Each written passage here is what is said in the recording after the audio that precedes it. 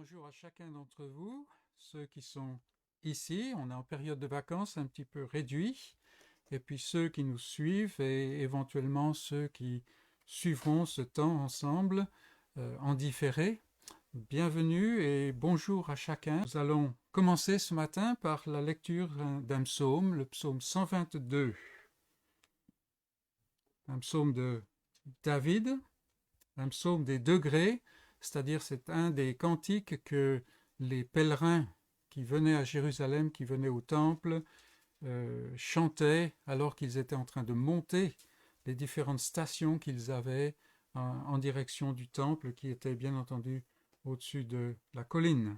Donc le psaume 122. Je suis dans la joie quand on me dit « Allons à la maison de l'Éternel ». Nos pieds s'arrêtent dans tes portes, Jérusalem. Jérusalem, tu es bâtie comme une ville dont les parties sont liées ensemble.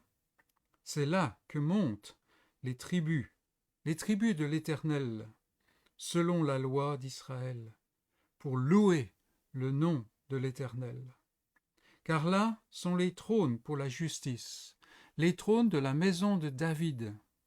Demandez la paix de Jérusalem, que ceux qui t'aiment jouissent du repos, que la paix soit dans tes murs et la tranquillité dans tes palais. À cause de mes frères et de mes amis, je désire la paix dans ton sein. À cause de la maison de l'Éternel notre Dieu, je fais des vœux pour ton bonheur. Et c'est la parole de Dieu.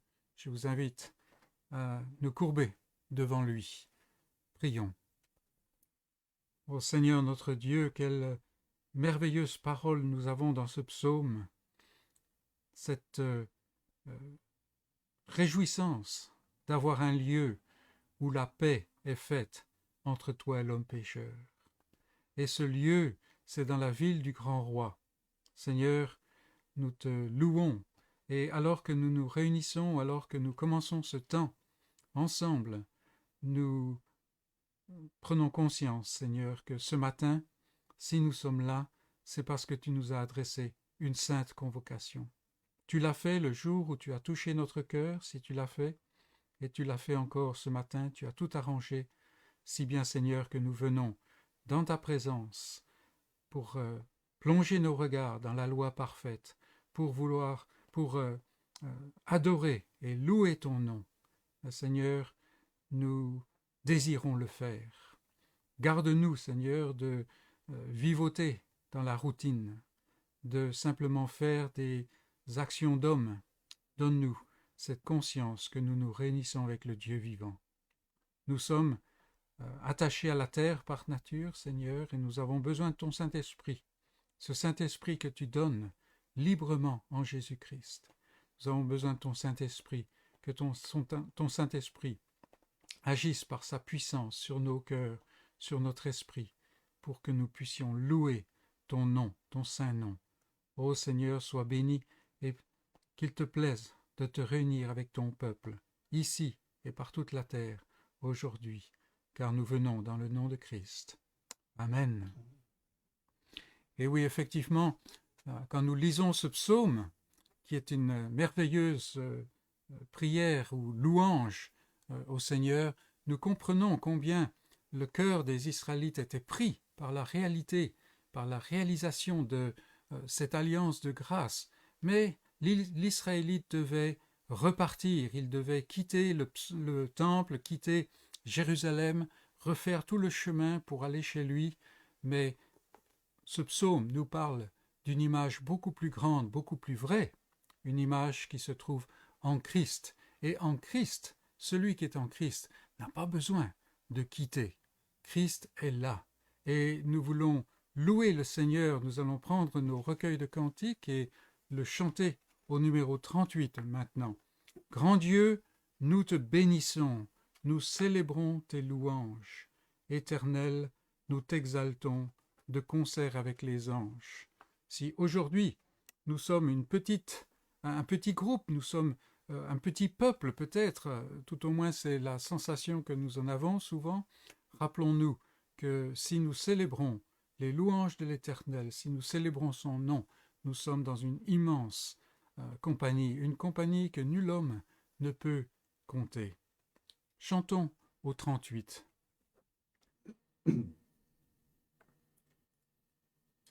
Grand Dieu, nous te bénissons, nous célébrons tes louanges, Éternel, nous t'exaltons, de concert avec les anges, et prosternés devant toi, nous t'adorons, ô grand roi, et prosternés devant toi, nous t'adorons, ô grand roi. Puisse ton règne de paix s'étendre par tout le monde, dès maintenant à jamais, que sur la terre et sur l'onde, tout genou soit abattu au nom du Seigneur Jésus. Tout genou soit abattu au nom du Seigneur Jésus.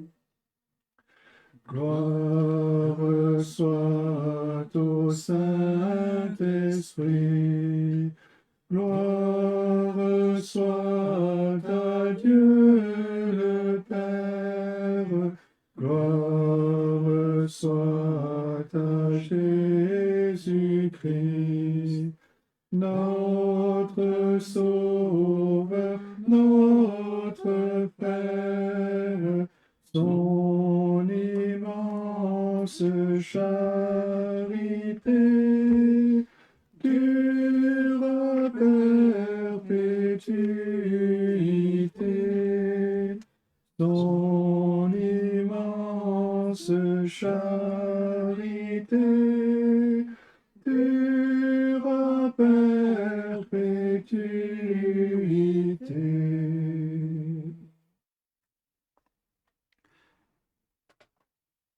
Et je vous invite à ouvrir la parole de Dieu pour notre première lecture dans l'Ancien Testament, le premier livre de Samuel, au chapitre 2. Et nous nous rappelons que Samuel, le livre de Samuel, rapporte la vie de ce premier grand prophète et notamment sa naissance. Sa mère était stérile et en Israël c'était quelque chose de terrible, principalement à cause de la promesse qui avait été donnée à Ève.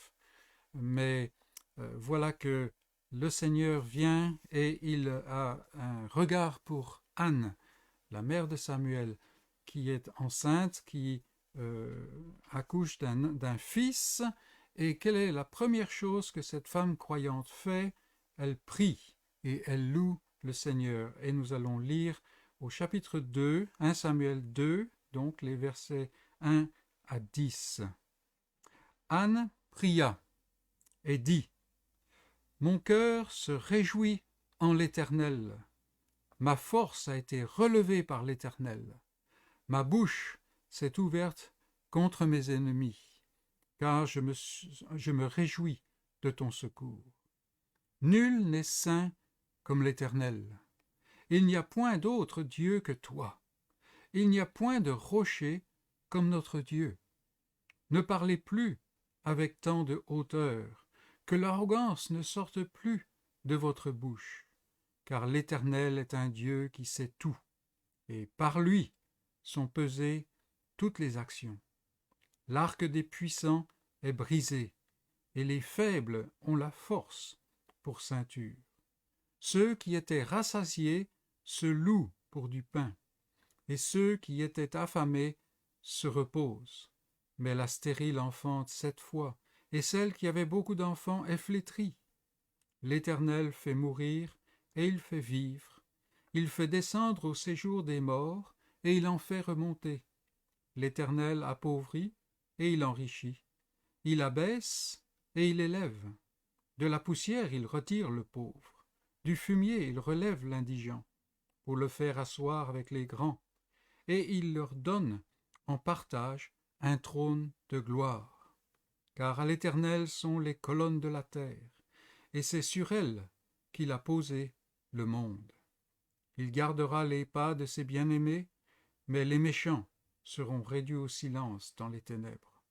Car l'homme ne triomphera point par la force. Les ennemis de l'Éternel trembleront. Du haut des cieux, il lancera sur eux son tonnerre. L'Éternel jugera les extrémités de la terre.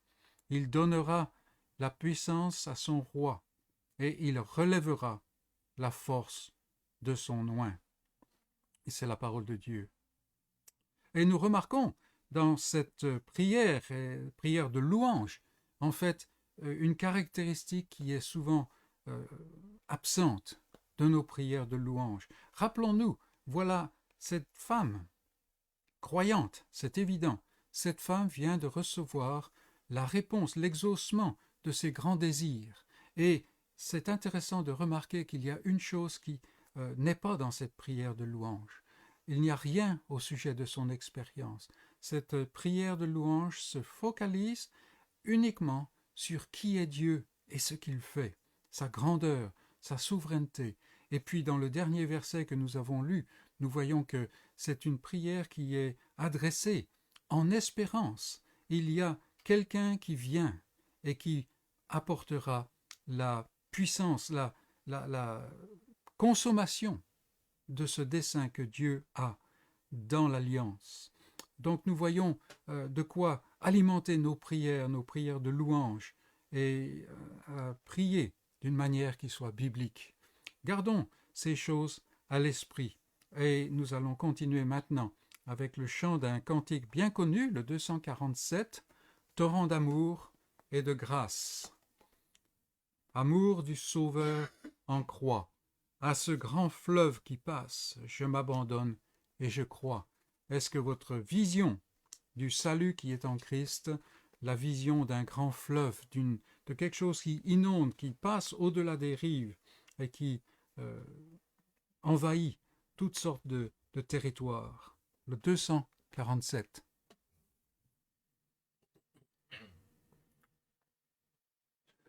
Torrent d'amour et de grâce, amour du Sauveur en croix, à ce grand fleuve qui passe, je m'abandonne et je crois.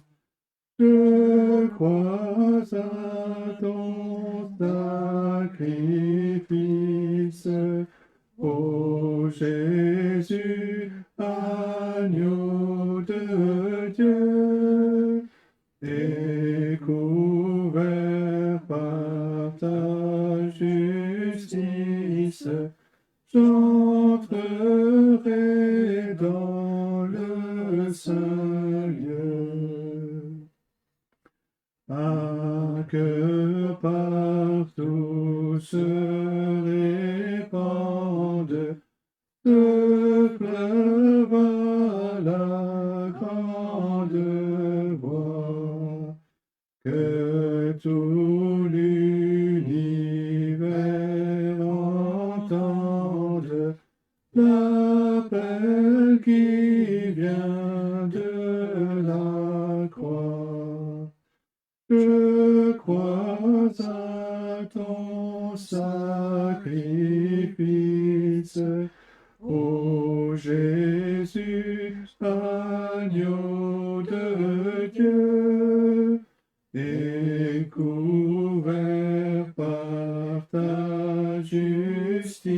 Fils, j'entrerai dans le saint lieu. Que toute âme condamnée pour qui tu versas ton sang soit au Père ramenée par ton amour tout-puissant. Je crois à ton sacrifice, ô Jésus, agneau de Dieu, et couvert par ta justice, j'entrerai dans le saint lieu. Très beau cantique. Et nous ouvrons maintenant la parole de Dieu dans le Nouveau Testament. Nous aurons une deuxième lecture dans le livre des Actes, chapitre 7, et nous commencerons au verset 10. Le chapitre 7 reprend le discours que Étienne a été appelé à faire devant le Sanhédrin pour déclarer, les anciens diraient, pour protester sa foi, la foi et sa compréhension du grand dessein de Dieu à travers les âges. Et ici, nous prenons au verset 10.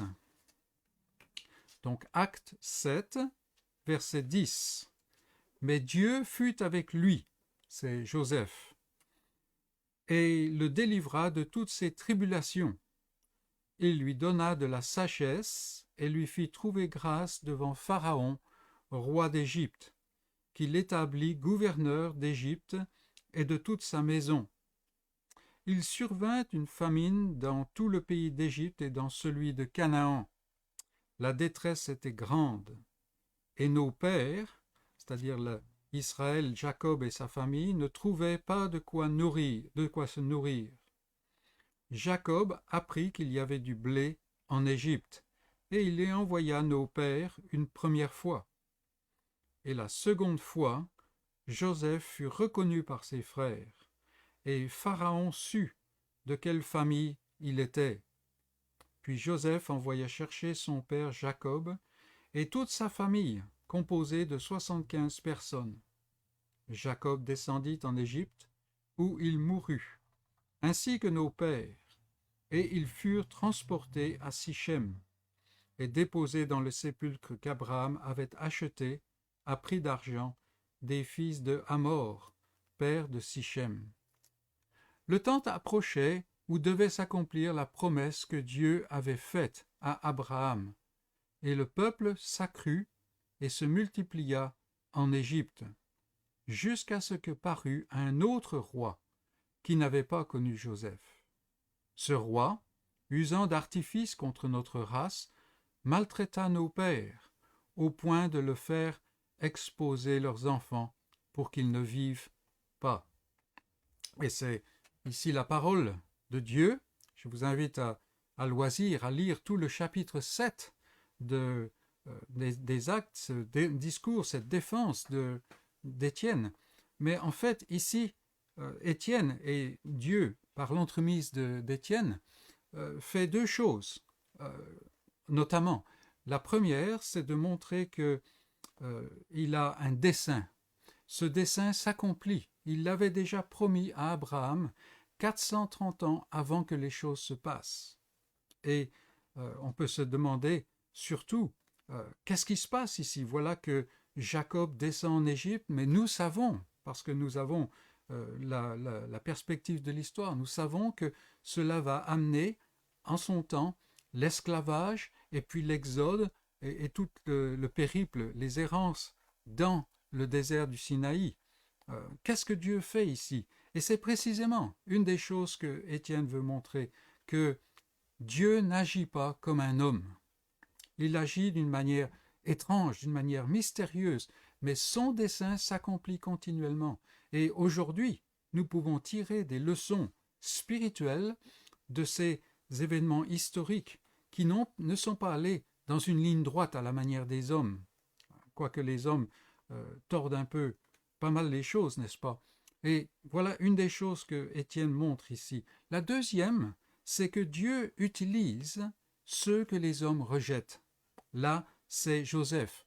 Rappelons-nous, parce que Joseph ici, il est mentionné comme étant celui qui est élevé par Pharaon, celui qui va servir à sauver toute la famille de l'Alliance. Mais rappelons-nous que Joseph, s'il est en Égypte, ce n'est pas de son propre gré. Il a été vendu par ses propres frères. Et tout le discours d'Étienne montre cela. Continuellement, celui que Dieu utilise, celui que Dieu suscite, et Dieu avait déjà prophétisé par rapport à Joseph, qu'il serait le sauveur de la famille, eh bien, ceux-là sont rejetés par le peuple. Et bien entendu, Étienne tire la conclusion que dans son propre jour, ceux qui se disent appartenir à la lignée de la promesse rejettent celui qui leur est envoyé, Jésus-Christ.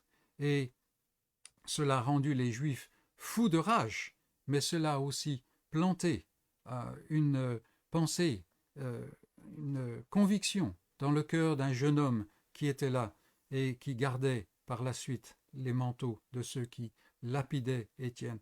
Rappelons-nous cela. Et aujourd'hui encore, Dieu accomplit son dessein. Nous avons l'impression que les choses vont de mal en pis, ou à l'envers, ou qu'il y a des obstacles. Il y a ces choses-là, mais cela ne retarde en rien ce que Dieu fait. Et rappelons-nous qu'aujourd'hui, celui que le croyant annonce, Jésus-Christ crucifié, est quelqu'un qui a été rejeté, pas par Dieu, par l'homme. Et c'est un message qui est rejeté encore aujourd'hui. Ne soyons pas désarçonnés par cela. C'est exactement ce qui s'est passé tout au long. Voilà donc un encouragement que nous avons de la parole de Dieu. Et je vous invite à vous tourner devant le Seigneur avec moi et prier le Seigneur. Prions donc. Seigneur notre Dieu, combien tes voies sont étranges et mystérieuses. Et avec le recul de l'histoire, avec le recul du temps qui passe, nous pouvons voir que toutes tes voies, Seigneur, sont justes et que continuellement tu as avancé dans cette promesse, dans ce dessein de grâce que tu as conçu de toute éternité. Et qu'en son temps, Seigneur, est venu ton Fils, celui que tu as envoyé, celui seul qui est capable d'accomplir le salut. Et il accomplit le salut de son peuple. Nous entendons ce cri de victoire, ce cri de parachèvement. Tout est accompli. Et maintenant, il n'y a plus rien d'autre à faire, sinon que ton esprit vient toucher en son temps, selon ton calendrier, le cœur de tes élus. Ô notre Dieu, une telle science nous dépasse. Et nous ne pouvons que faire rien d'autre que nous courber devant toi dans l'adoration. Tu es véritablement un grand Dieu. Et pour beaucoup d'entre nous, Seigneur, tu nous as touché le cœur par ta grâce et nous pouvons vraiment voir ces choses-là et te louer. Pour d'autres, Seigneur, ces choses restent encore un mystère, une énigme. Ô notre Dieu, agis aujourd'hui même dans ta parole par ton Saint-Esprit pour éclairer cette parole qui est une lumière sur le sentier de ton peuple, qui est une lumière pour tous ceux que tu as aimés de toute éternité. Seigneur, nous avons besoin que tu nous enseignes et que tu continues à nous enseigner, mais pas simplement d'une manière intellectuelle. Nous te prions que tu touches notre cœur, que tu transformes notre vie, afin, Seigneur, que nous puissions être un témoignage dans ce monde rempli de ténèbres, qui aujourd'hui, d'une manière même visible, est dans l'égarement et prend conscience de cet égarement. Mais Seigneur, même cette occasion de voir notre perdition ne conduit pas au salut. Ô Seigneur, donne-nous de pouvoir proclamer, chacun d'entre nous, ta parole, de pouvoir la serrer dans notre cœur, mais surtout de pouvoir la vivre dans chacune de nos vies. Seigneur, nous avons besoin que ton Saint-Esprit œuvre en nous et nous remplisse de puissance, de compréhension et surtout de cet amour qui vient de toi, afin que nous allions auprès de ce monde, mais surtout, Seigneur, afin que nous modélions, nous conformions dans notre vie sur ta parole, sur ta volonté. Ô Seigneur, nous présentons devant toi et nous avons des besoins aussi. Tu les connais et tu te plais à les entendre, Seigneur. Nous pensons à ceux qui, de notre nombre, sont affligés pour le moment, par diverses sortes d'épreuves. Et nous te prions, Seigneur, que tu les assistes, que tu interviennes, que, comme ta parole le dit, tu n'enlèves pas nécessairement l'épreuve, mais que dans l'épreuve, tu te présentes toi-même et que ta présence soit un baume au cœur de nos bien-aimés. Seigneur, nous te prions que, à travers toutes ces choses, nous puissions nous révéler par ta puissance et ta grâce, plus que vainqueurs, parce que il y en a un qui est venu et qui nous a aimés. Ô Seigneur, nous te présentons ton Église partout sur cette terre, dans des situations très variées, mais continuellement attaquées du dedans, attaquées du dehors, mais attaquées toujours par un ennemi qui hait les âmes de ton peuple, et Seigneur, un ennemi qui veut détruire ton œuvre, qui n'y parviendra pas, mais qui rend le passage difficile. Ô Seigneur, sois avec ton Église aujourd'hui, sois leur refuge, ce lieu où chacun des tiens peut se réfugier, se cacher et goûter de la douceur de ton salut en Jésus-Christ. Sois avec nous, Seigneur, alors que nous continuons dans notre culte. Donne-nous de chanter tes louanges avec le cœur. Donne-nous d'entendre ta voix à travers la prédication de ta parole. Et en toute chose, sois glorifié pour l'amour de Jésus-Christ. Amen. Nous allons continuer avec le chant du 290 dans nos recueils. Seigneur, ta grâce m'appelle, par mon nom, tu me connais. Nous chantons ces choses quelquefois d'une manière un peu oublieuse, n'est-ce pas? Mais imaginez que le Dieu, créateur de l'univers, celui qui règne, qui n'a pas de pareil, nous pouvons dire « par mon nom, tu me connais » si nous sommes en Jésus-Christ. C'est quelque chose de merveilleux. Chantons et louons le Seigneur au 290.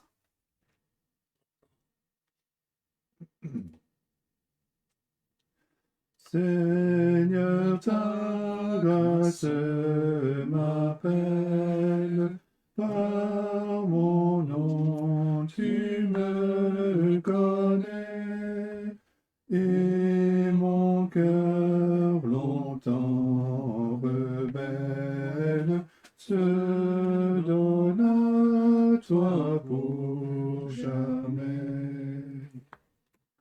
C'est pour toi que je veux vivre, car toi seul es mon berger. C'est toi seul que je veux suivre, et non plus un étranger.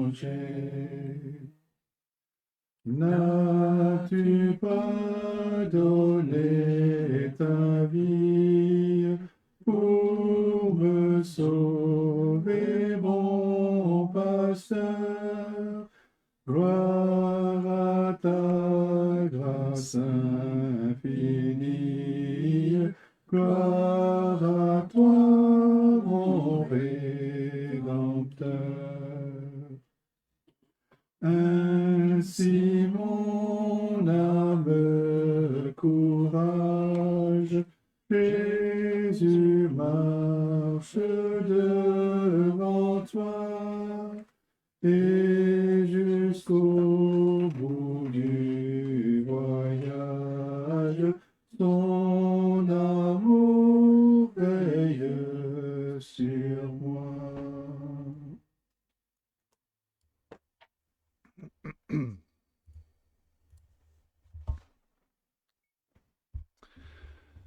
Bien, je vous invite à ouvrir la parole de Dieu dans le livre des Juges.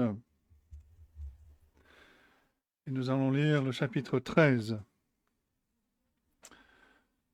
Juges, chapitre 13, et c'est le début d'une petite série dans la série consacrée à Samson. Juges 13, et nous allons lire donc le chapitre en entier en commençant par le verset 1. Et voici donc la parole de Dieu. Les enfants d'Israël firent encore ce qui déplaît à l'Éternel. Et l'Éternel les livra entre les mains des Philistins pendant 40 ans. Il y avait un homme de Tsoréa, de la famille des Danites, qui s'appelait Manoach. Sa femme était stérile et n'enfantait pas. L'ange de l'Éternel apparut à la femme et lui dit : « Voici, tu es stérile et tu n'as point d'enfant. Tu deviendras enceinte et tu enfanteras un fils. Maintenant prends bien garde, ne bois ni vin ni liqueur forte, et ne mange rien d'impur, car tu vas devenir enceinte, et tu enfanteras un fils. Le rasoir ne passera point sur sa tête, parce que cet enfant sera consacré à Dieu dès le ventre de sa mère. Et ce sera lui qui commencera à délivrer Israël de la main des Philistins. » Verset 6.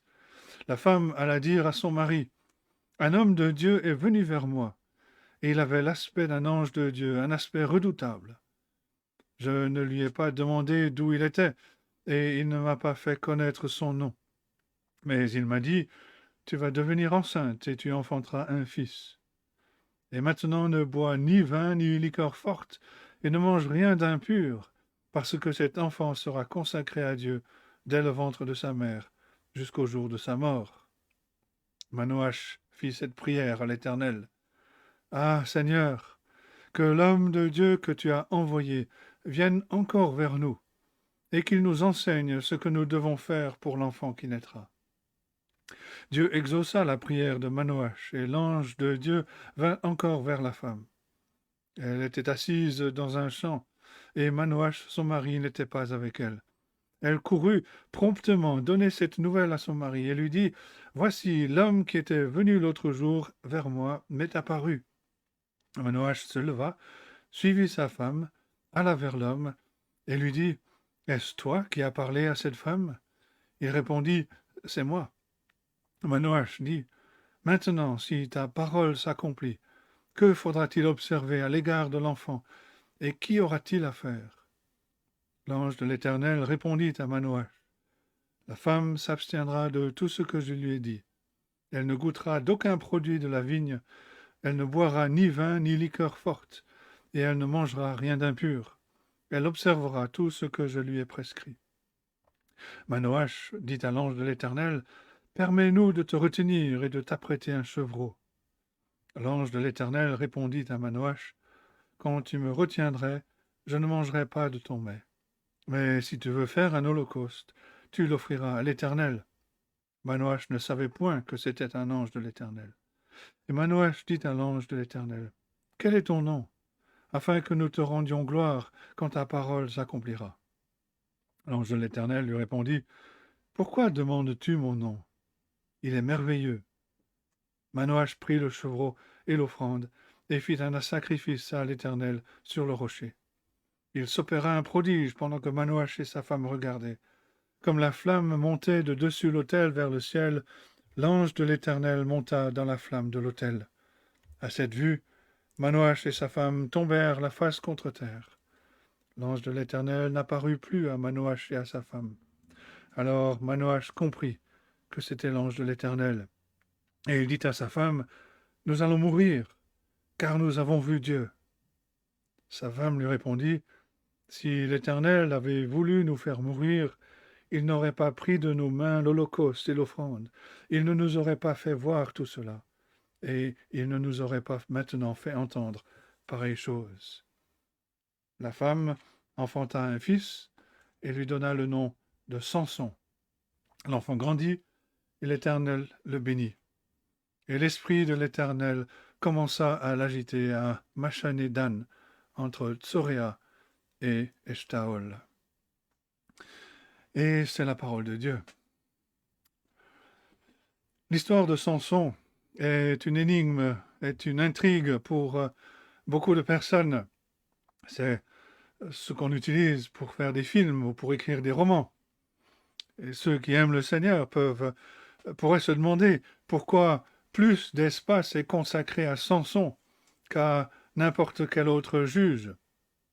On peut se demander, comme on l'avait fait avec Jephthé, pourquoi Dieu inclut Samson dans la liste des modèles de la foi en Hébreux 11. À quel moment dans sa vie Samson a-t-il démontré une telle foi? Comment un homme qui a foi en Dieu peut-il vivre une telle vie de débauche comme Samson? Quand on regarde la vie de Samson à la surface, il semble que nous n'envisagerions même pas la possibilité de permettre à un homme comme Samson de se joindre à une église, et encore moins de le laisser donner un exposé sur comment faire confiance à Dieu. Samson illustre un thème récurrent dans le livre des juges. Les juges nommés par Dieu faisaient souvent partie du problème d'Israël, au même titre que la résolution de ce problème. Mais est-ce que Dieu ne pourrait pas trouver de meilleurs chefs, de meilleurs libérateurs? Est-ce que la nation d'Israël, choisie par Dieu, était tellement plongée dans le péché que des hommes comme Gédéon, Jephthé, Samson étaient les meilleurs que Dieu pouvait susciter? Aucun d'entre eux n'est un brillant exemple de quelqu'un de pieux. Mais peut-être que c'était ça, le plan de Dieu. Peut-être que Dieu n'utilise pas toujours des personnes justes pour accomplir sa volonté. Une chose qui ressort dans toute l'histoire du livre des juges, c'est qu'aucun de ces personnages, aucun de ces juges n'a délivré le peuple d'Israël de ses péchés. Et le cycle répétitif qu'on a déjà vu souligne que, bien que le péché ait pu être écarté pendant une saison, il était toujours prêt à sauter, à dévorer le peuple d'Israël quand ils lui en donnaient l'opportunité. Et bien entendu, le peuple d'Israël a donné l'opportunité, a ouvert la porte au péché. Tout ceci pourrait nous amener à nous demander pourquoi Dieu se donne tant de peine. Si les libérateurs allaient vivre comme des tristes exemples, si le peuple allait à nouveau tomber dans le péché, pourquoi Dieu se donnait-il tant de peine? La réponse à cette question tient en un seul mot: grâce. L'histoire des juges révèle la profondeur, la largeur étonnante, la réserve inépuisable de la faveur imméritée de Dieu. Et Samson l'illustre très bien. Et qui a besoin de la grâce de Dieu plus que nous? On ne peut pas vivre sans elle. On n'a aucune espérance dans l'éternité sans elle. Pourquoi Dieu est si incroyablement plein de grâce envers nous, on ne peut pas le dire. Comme le dit le cantique, « Je ne sais pourquoi, dans sa grâce, Jésus m'a tant aimé. Pourquoi par son sang il efface ma dette et mon péché? » Mais le fait qu'il est incroyablement plein de grâce envers nous est à notre avantage éternel. Et c'est la cause de toute notre louange, de toute notre adoration de lui, comme le dit le cantique cité, qui continue. Si je dis « Je ne sais pas pourquoi dans sa grâce Jésus m'a tant aimé », on continue dans le refrain, « Mais je sais qu'en lui j'ai la vie. Il m'a sauvé dans son amour, et gardé par sa main meurtrie, j'attends l'heure de son retour. » Il y a 3 points dans le message de ce matin. Il y a l'annonce, la confirmation et l'accomplissement. L'annonce, dans les versets 1 à 7, l'Éternel annonce qu'un fils spécial serait né parce qu'un nouveau libérateur était nécessaire, et la raison pour laquelle cela était nécessaire, nous l'avons au verset 1. Les enfants d'Israël firent encore ce qui déplaît à l'Éternel, et l'Éternel les livra entre les mains des Philistins pendant 40 ans. On devrait commencer à en avoir assez de ce mot encore quand l'auteur parle des péchés du peuple dans le livre des Juges. On a déjà vu que l'auteur a résumé la situation en disant que chacun faisait ce qui lui semblait bon. À leurs yeux, leur comportement était acceptable, mais aux yeux de Dieu, leur comportement lui déplaisait. Et ceci nous enseigne deux vérités au sujet du péché. D'abord, la définition du péché. L'expression « ce qui déplaît à l'Éternel » en contraste avec « ce qui leur semblait bon » nous enseigne que le péché ne consiste pas de manière ultime à trahir sa conscience ou à trahir nos standards personnels ou les standards de la communauté. Le péché consiste au contraire à bafouer la volonté de Dieu pour nous. Et cela va à l'encontre de la pensée moderne, bien sûr. On nous dit que chacun peut définir ce qui est bon, ce qui est mauvais. En d'autres mots, ce qui semble bon à nos yeux est la manière de déterminer le bien et le mal. Mais même sans la Bible, le sens commun contredit cela. Si le mal n'est déterminé que par mes yeux, comment pourrions-nous dire aux nazis qu'ils faisaient le mal en exterminant les Juifs? Eux, ils pensaient qu'ils rendaient service à l'humanité. Mais une fois qu'on admet que nos yeux ne sont pas suffisants pour définir le mal, pour définir le péché, quels yeux sont suffisants? Est-ce que le mal est défini par les yeux d'experts? Est-ce que le mal est défini par les yeux de la majorité? Non, parce que leur vue n'évite pas l'Holocauste non plus. C'est les yeux de l'Éternel. Le péché est défini comme étant la violation de notre relation avec Dieu, la violation de la volonté de Dieu pour nous. Ce que Dieu voit comme péché est péché. Quelle que soit notre appréciation ou quelle que soit la définition ou l'appréciation des experts ou du monde à ce sujet, ce que Dieu voit comme péché est péché. Et ce qu'il a révélé dans sa parole est sa révélation définitive. La deuxième chose que cela nous enseigne au sujet du péché, c'est la tromperie du péché. Les Israélites nous rappellent la facilité avec laquelle nous tombons et la facilité avec laquelle nous pouvons nous tromper nous-mêmes. Les Israélites avaient toutes sortes de justifications pour leurs péchés. Ils étaient dans un genre de déni de groupe. À leurs yeux, dans leur perception, ils ne faisaient rien de mal. Comme Paul le dit en Romains 1, ils retenaient captive la vérité. Ils rejetaient la volonté de Dieu. Ils n'avaient aucun sentiment de culpabilité. Ils avaient toutes sortes d'explications pour la manière de vivre. Comme nous, parfois, nous pouvons chercher à expliquer pourquoi nous faisons telle ou telle chose.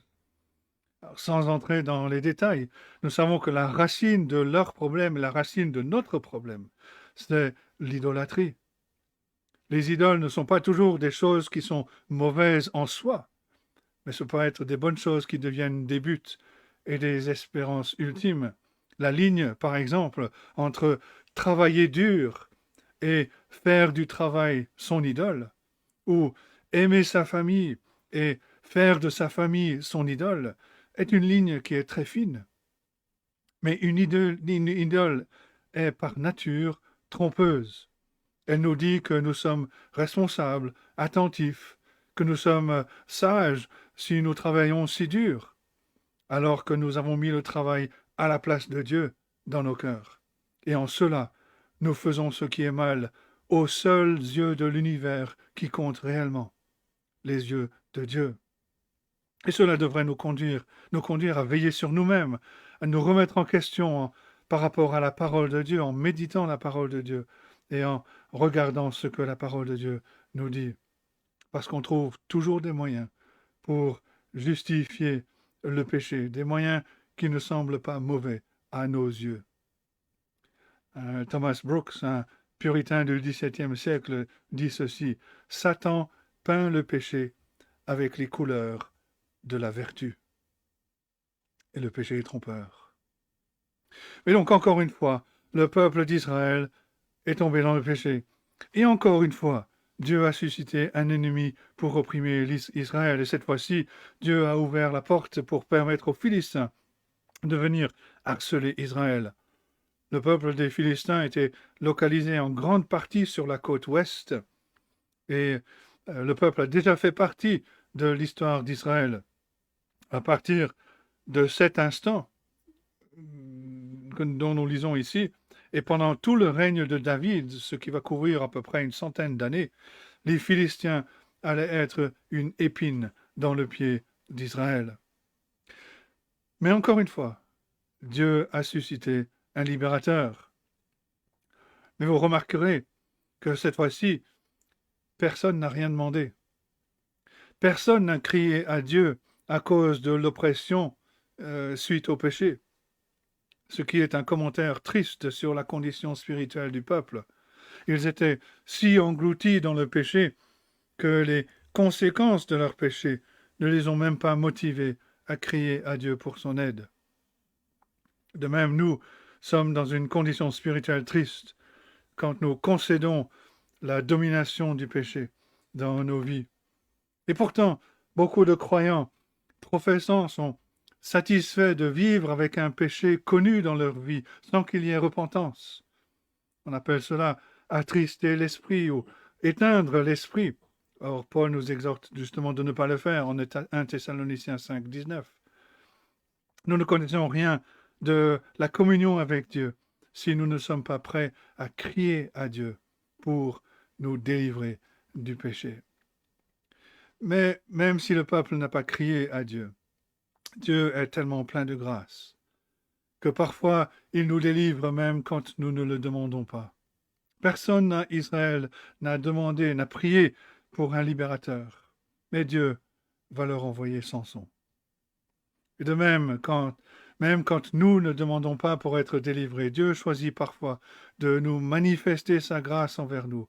Il œuvre en nous et nous délivre du péché. Et dans ces moments de grâce, on peut parfois être dans la confusion au sujet de la discipline qui entre dans nos vies, sans réaliser que c'est Dieu qui est en train de nous délivrer.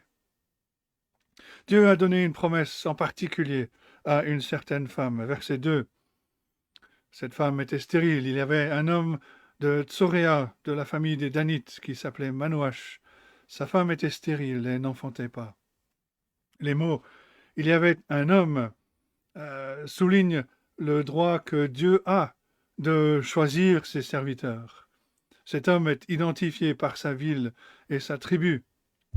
Tsoréa est dans la partie ouest de Juda, très proche de la frontière avec les Philistins. Et parmi les milliers d'êtres vivants sur la terre à cette époque, Dieu choisit d'œuvrer à travers la famille de Manoach. Manoach avait une épouse, il y avait une femme qui était stérile. Et en fait, c'est elle qui a reçu l'attention du Seigneur. Comme dans la lecture tout à l'heure, le fait qu'une femme était stérile était quelque chose de difficile.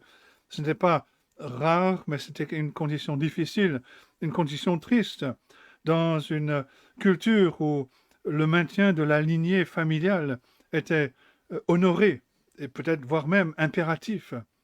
Dieu avait prévu que les portions de la terre de la promesse devaient rester dans les familles qui les avaient héritées. Et c'est pourquoi avoir des enfants était quelque chose de très important. Faire grandir la nation d'Abraham, c'était accomplir l'accomplissement de la promesse de Dieu. Alors comment la postérité d'Abraham pouvait-elle être aussi nombreuse que le sable sur la plage si les femmes en Israël étaient stériles? La situation était stressante. Mais il n'y a aucune indication dans l'histoire que Manoach et sa femme ont plaidé avec Dieu, ont prié à Dieu de leur envoyer un enfant. Et dans sa condition stérile, la femme de Manoach illustrait la condition spirituelle d'Israël. Israël était spirituellement stérile. Il n'y avait pas de vie, pas d'activité régénératrice, Bien qu'ils étaient le peuple choisi par Dieu, ils ne produisaient pas la vie. Et à cet instant, Israël était dans le besoin, et l'Éternel a visité le peuple qui était dans le besoin. Verset 3, l'ange de l'Éternel apparut à la femme et lui dit, voici, tu es stérile, tu n'as point d'enfant. Tu deviendras enceinte, et tu enfanteras un fils. On a déjà dit au début de notre série que l'ange de l'Éternel est le Seigneur Jésus-Christ avant son incarnation. Et voilà, sans invitation, sans aucune demande de la part de Manoach ni de sa femme, l'ange de l'Éternel s'est présenté et a parlé avec cette femme. Alors juste une parenthèse ici. La place des femmes dans cette histoire est significative. Le fait que les femmes ont une place importante dans cette histoire est quelque chose de spécial, surtout à la lumière du fait que les cultures du Moyen-Orient de cette époque tenaient les femmes en faible estime. Et c'est un rappel que Dieu n'agit pas comme son peuple agit souvent. Ici, c'est la femme de la maison avec qui Dieu a un contact direct. En fait, c'est un peu comique en lisant l'histoire de voir Manoach essayer d'être le chef de la famille comme il sait qu'il devrait être. Mais ça ne marche pas. Le Seigneur parle à la femme et lui donne à elle les instructions. La femme de Manoach va trouver son mari, lui raconte l'histoire. Manoach prie que Dieu envoie à nouveau le messager afin qu'il puisse donner un sens à tout ce qui se passe. Dieu répond à sa prière. Et l'ange de l'Éternel retourne à la femme. C'est presque comme si on observait le pauvre Manoach courant à gauche, à droite, essayant d'entrer dans les débats. En fin de compte, il semble être le plus émotif des deux. Et elle semble être la plus logique. Et en contraste avec cette femme sensible qui craignait Dieu, on va trouver dans l'histoire de Samson d'autres femmes qui vont détruire la vie de Samson. Bien que vivant dans une culture où elles étaient considérées comme étant de second ordre, ces autres femmes vont réussir à faire une destruction de premier ordre du serviteur de Dieu. Je ferme la parenthèse. Le Seigneur promet donc que la femme de Manoach allait enfanter un fils et qu'il serait naziréen. Verset 4 et suivant. Maintenant, prends bien garde. Ne bois ni vin ni liqueur forte et ne mange rien d'impur, car tu vas devenir enceinte et tu enfanteras un fils. Le rasoir ne passera point sur sa tête, parce que cet enfant sera consacré à Dieu dès le ventre de sa mère. Et ce sera lui qui commencera à délivrer Israël de la main des Philistins. La femme alla dire à son mari, un homme de Dieu est venu vers moi, et il avait l'aspect d'un ange de Dieu, un aspect redoutable. Je ne lui ai pas demandé d'où il venait, et il ne m'a pas fait connaître son nom, mais il m'a dit, tu vas devenir enceinte, et tu enfanteras un fils. Et maintenant ne bois ni vin ni liqueur forte, et ne mange rien d'impur, parce que cet enfant sera consacré à Dieu, dès le ventre de sa mère jusqu'au jour de sa mort. Alors qu'est-ce que c'est que le vœu du naziréat? D'abord, on doit bien comprendre que cela ne veut pas dire être citoyen de Nazareth ou nazaréen. Jésus était nazaréen. Matthieu 2, 23. Jésus vint demeurer dans une ville appelée Nazareth, afin que s'accomplisse ce qui avait été annoncé par les prophètes. Il sera appelé nazaréen. Mais Jésus n'a pas pris le vœu du naziréat. Et donc, il n'avait sans doute pas les cheveux longs. Les quelques détails que nous avons au sujet du naziréat sont dans Nombre chapitre 6. Là, nous découvrons que la personne qui prenait le vœu du naziréat était consacrée, séparée, mise à part pour l'Éternel pour un temps donné. Nombre 6, verset 2, lorsqu'un homme ou une femme se séparera des autres en faisant vœu de naziréat pour se consacrer à l'Éternel. Verset 8, pendant tout le temps de son naziréat, il sera consacré à l'Éternel. Et ensuite, il y avait des précisions. La personne devait être séparée de tout ce qui est fermenté. Nombre 6, versets 3 et 4. Il s'abstiendra de vin et de boissons enivrantes. Il ne boira ni vinaigre fait avec du vin, ni vinaigre fait avec une boisson enivrante. Il ne boira d'aucune liqueur tirée des raisins, et il ne mangera point de raisins frais, ni de raisins secs. Pendant tout le temps de son naziréat, il ne mangera rien de ce qui provient de la vigne, depuis les pépins jusqu'à la peau du raisin. On ne peut sans doute pas apprécier l'importance de ce sacrifice dans une culture où l'ivrognerie était une honte, quelque chose d'interdit. Seule la racaille se saoulait. On ne peut sans doute pas non plus apprécier le coût d'un tel sacrifice dans une culture où le vin dilué était la boisson normale lors d'un repas et où la production de vin était considérée comme étant une bénédiction de Dieu. Et de plus, le vœu d'une naziréa exigeait une apparence distincte, un look particulier, pour que les autres sachent que cette personne était entièrement consacrée à Dieu. Nombre 6, verset 5. Pendant tout le temps de son naziréa, le rasoir ne passera point sur sa tête. Jusqu'à l'accomplissement des jours pour lesquels il s'est consacré à l'Éternel, il sera saint et il laissera croître librement ses cheveux. Et la personne, en plus, devrait être séparée de certaines actions pour prouver qu'elle était séparée pour Dieu. Nombre 6, versets 6 et 7. Pendant tout le temps qu'il a voué à l'Éternel, il ne s'approchera point d'une personne morte. Il ne se souillera point à la mort de son père, de sa mère, de son frère ou de sa sœur, car il porte sur sa tête la consécration de son Dieu. C'est très instructif pour nous de voir comment ce vœu s'est appliqué au cas de Samson. D'abord, nous découvrons qu'il n'a pas pris ce vœu lui-même et que sa mère ne l'a pas pris pour lui non plus. C'est Dieu qui l'a imposé sur lui avant même sa conception. Et de plus, ce vœu pour Samson n'était pas limité dans le temps comme la loi le disait, mais Samson allait être un naziréen toute sa vie. Il allait avoir l'apparence et vivre la vie qui le marquait comme étant quelqu'un qui était séparé, consacré à l'Éternel.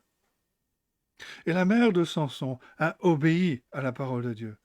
Elle a accepté la nécessité d'appliquer à elle-même le code du Naziréa, verset 7, dans le but d'avoir un fils qui serait utilisé, mis à part pour le service de Dieu. Elle croit en Dieu. Elle croit qu'il accomplira tout ce qu'il a planifié, tout ce qu'il a promis. Et elle obéit à ce plan. Et ça, c'est la foi. Mais après l'annonce, il y a deuxièmement la confirmation. Versets 8 à 19. Dieu a donné la promesse. Et maintenant, on voit la foi de Manoach qui se révèle quand il prie. Verset 8. Manoach fit cette prière à l'Éternel. Ah Seigneur, que l'homme de Dieu que tu as envoyé vienne encore vers nous et qu'il nous enseigne ce que nous devons faire pour l'enfant qui naîtra. Dieu exauça la prière de Manoach et l'ange de Dieu vint encore vers la femme. Elle était assise dans un champ et Manoach, son mari, n'était pas avec elle. Dans une culture qui avait abandonné l'Éternel, il est rafraîchissant de voir un homme qui savait comment prier. Et que voulait-il? Il voulait que cet homme nous enseigne ce que nous devons faire pour l'enfant qui naîtra. Ce n'est pas un manque de foi. Manoach prend pour acquis que la promesse va se réaliser, qu'il aura un fils. Sa requête n'est pas pour des preuves supplémentaires, mais pour de l'aide, pour savoir comment éduquer l'enfant. Et Dieu manifeste encore une fois sa grâce. Il répond à la demande de Manoach et il rend une nouvelle visite à la femme. Et elle va chercher son mari pour qu'il demande à l'homme des précisions. Verset 10, elle courut promptement donner cette nouvelle à son mari et lui dit « Voici l'homme qui était venu l'autre jour vers moi et m'est apparu. » Manoach se leva, suivit sa femme, alla vers l'homme et lui dit « Est-ce toi qui as parlé à cette femme ?» Il répondit « C'est moi. » Manoach dit « Maintenant, si ta parole s'accomplit, que faudra-t-il observer à l'égard de l'enfant? Et qu'y aura-t-il à faire ?» Mais remarquez que l'ange de l'Éternel ne leur donne pas plus de précision. Leur fils sera mis à part. Il sera consacré à l'Éternel. La femme de Manoach devait faire tout ce que l'ange lui avait dit. Mais l'ange ne va pas lui donner plus de règles à suivre, parce qu'il a déjà tout révélé. Manoach ne réalisait pas que c'était l'ange de l'Éternel et pensait que c'était un prophète, et il lui offre à manger. Il y avait peut-être ici un élément de la religion païenne ici, puisque dans cette culture, nourrir quelqu'un, que ce soit une personne ou une idole, impliquait que cette personne vous était redevable.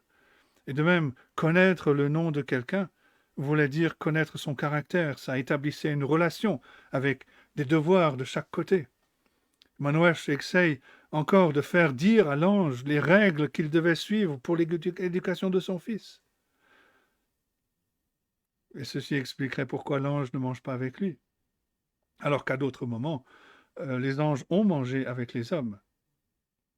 Ce qui nous fait aussi remarquer que lorsque l'ange apparaît à des personnes, contrairement aux images populaires que l'on voit, où l'on voit des êtres habillés de robes blanches, une auréole au-dessus de la tête et des ailes, l'ange apparaît très souvent comme quelqu'un d'ordinaire. Et Manoach n'a pas réalisé de suite que c'était l'ange de l'Éternel. Et ceci expliquerait aussi pourquoi l'ange répond à la question au sujet de son nom par une autre question. L'ange n'est pas redevable à Manoach, et il ne lui donne pas d'informations qu'il pense avoir besoin. Alors, pourquoi l'ange de l'Éternel est-il retourné vers la femme s'il n'avait pas plus d'informations à donner? Manoach a prié pour de l'aide, et apparemment cette aide lui a été refusée. Mais en réalité, Manoach a reçu de l'aide dont il avait besoin, mais pas selon la forme qu'il avait demandée. Manoach voulait savoir ce qu'il faudra observer à l'égard de l'enfant, ce qu'il y aura à faire. Il voulait plus de règles à suivre. Et au lieu de cela, Dieu donne à Manoach une révélation de qui il est. L'ange de l'Éternel, le Fils de Dieu avant son incarnation, révèle que son nom est merveilleux, ou au-delà de toute compréhension. Il est trop merveilleux pour qu'un être humain en saisisse la grandeur. Et cela va diriger Manoach vers la gloire de cet être hors du commun. Et lui et sa femme tombent face contre terre dans l'adoration. Et donc, en réponse à la requête au sujet de l'éducation de l'enfant, comme faisant partie du plan de Dieu, et comment vivre selon ses voies et lui plaire, Dieu dit: vous avez besoin de me connaître davantage que d'avoir plus d'informations. Toutes les règles du monde ne seraient pas en mesure de vous donner une direction dans les innombrables décisions et choix que vous allez devoir faire pour votre fils. Seule une compréhension profonde de qui je suis peut vous donner les conseils dont vous avez besoin. Et comme nous le verrons plus tard dans la vie de Samson, et comme nous le voyons ici dans la tentative de manipuler l'ange en lui offrant un repas, les parents n'ont pas compris, n'ont pas réussi à montrer, n'ont pas réussi à expliquer le caractère de Dieu.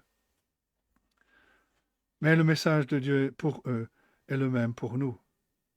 Nous pensons que nous avons besoin de règles, de lois.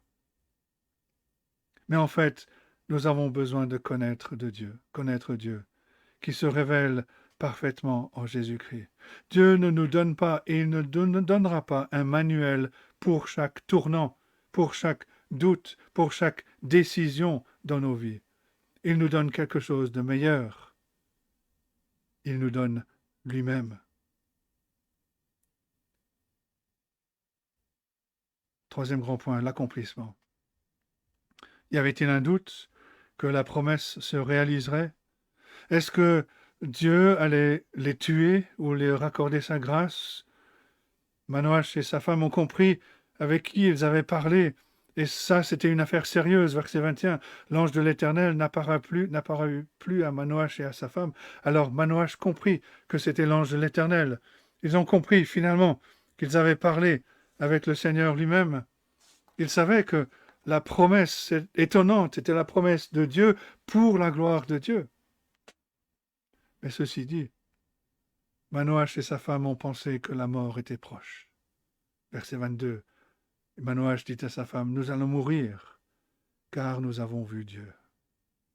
Cette idée remonte sans doute à l'avertissement que Dieu a donné à Moïse en Exode 33, verset 20. L'Éternel dit: tu ne pourras pas voir ma face, car l'homme ne peut me voir et vivre.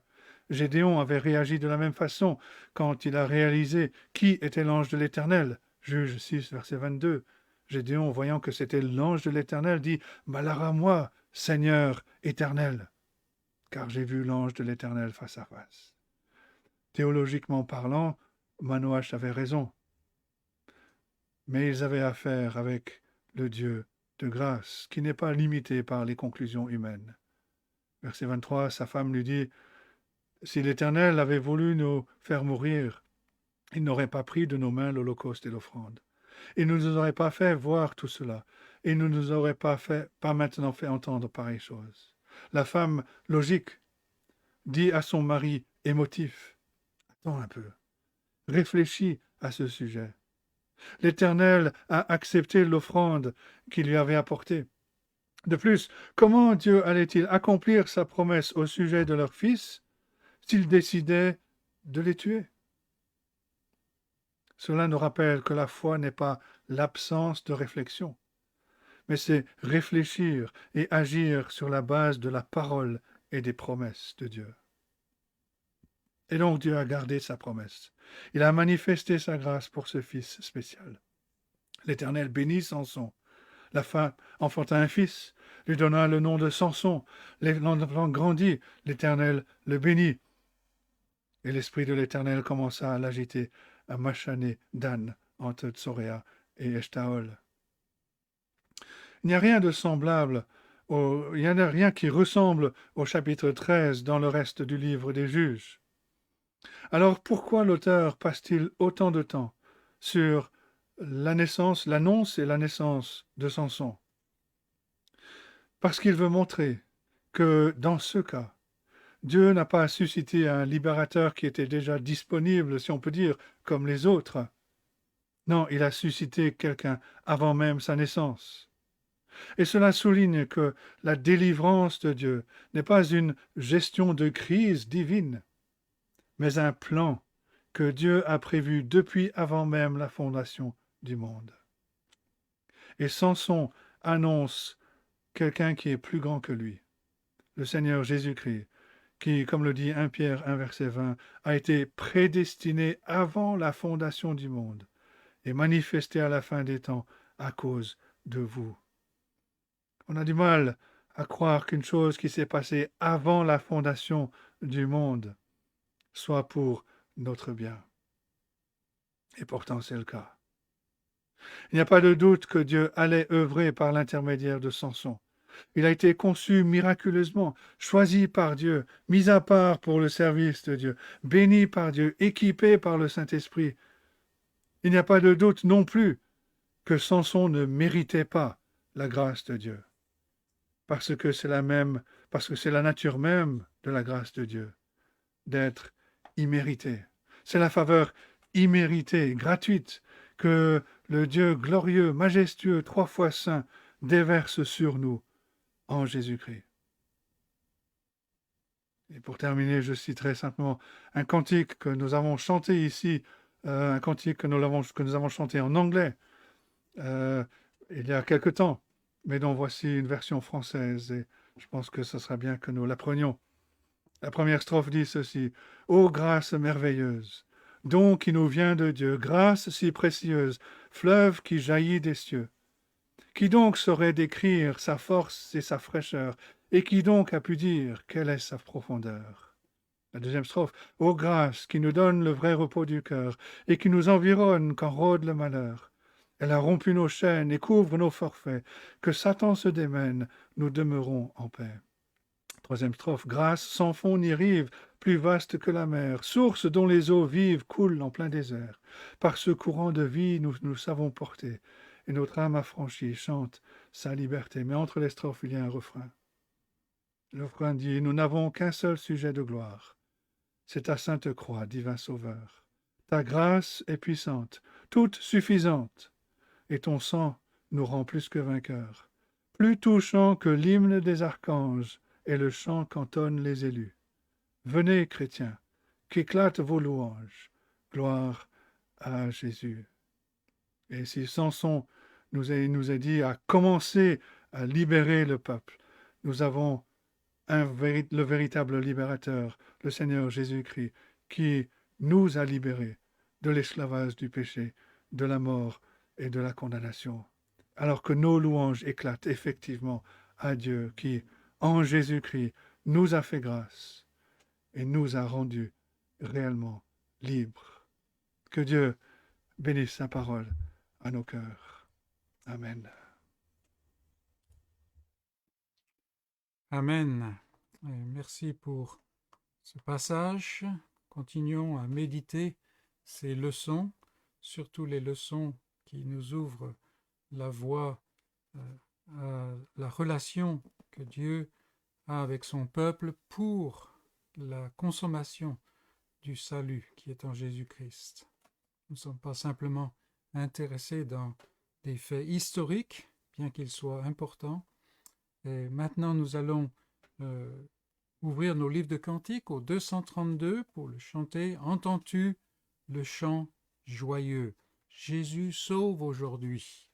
Oui, il a sauvé dans le temps, il a délivré son peuple, un peuple qui ne méritait rien, un peuple rebelle, et Jésus sauve aujourd'hui. Que tout rebelle entende cette voix, entende ce message, et vienne à lui, dans la puissance de son esprit. Le 232.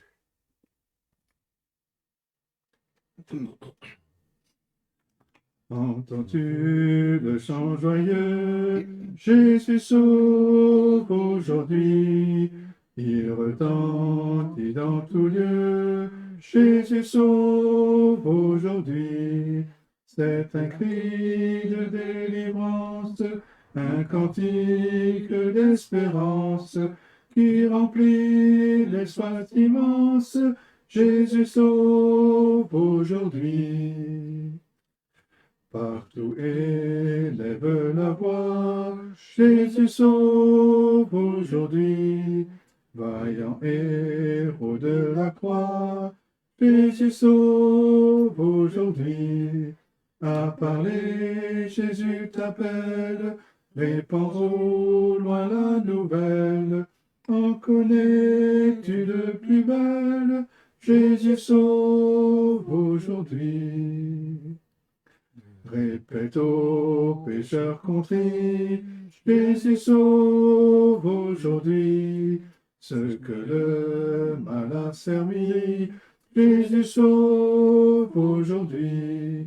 Va jusqu'à l'île lointaine, briser du captif la chaîne, redire au cœur dans la peine, Jésus sauve aujourd'hui. Jusqu'aux confins des déserts, Jésus sauve aujourd'hui. Jusque par-delà les mers, Jésus sauve aujourd'hui. Que d'un pôle à l'autre pôle court la sainte parole qui relève, instruit, console. Jésus sauve aujourd'hui. Et pour terminer notre culte, en guise de bénédiction, nous allons lire 2 ou 3 versets dans Nombre 6. Verset 22, l'Éternel parla à Moïse et dit, parle à Aaron et à ses fils, et dit, vous bénirez ainsi les enfants d'Israël.